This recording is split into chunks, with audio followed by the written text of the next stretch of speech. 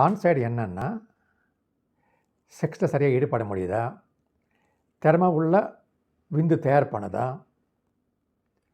3வது ஃப்ரீக்வன்சி, அதாவது எத்தனை நாளைக்கு ஒரு முறை செக்ஸில் ஈடுபடுறாங்க அதை பொறுத்து இருக்குது.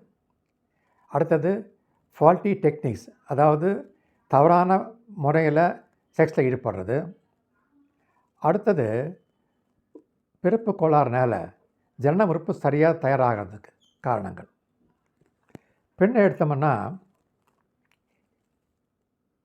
கருமுட்டை தயாராகாமல் இருக்கிறது, தயாரான கருமுட்டை கர்ப்பப்பையில் தங்காமல் இருக்கிறது. அதுக்கு பிறகு ஜனன உறுப்பில் கர்ப்பப்பையில் எல்லா இடத்துலையும் நோய் பரவாமல் இருக்கணும், நோய் இல்லாமல் இருக்கணும். அதுக்கு பிறகு தவறான முறையில் செக்ஸ் வச்சுக்கிறது, ஃபால்ட்டி செக்ஷுவல் டெக்னிக்ஸ்.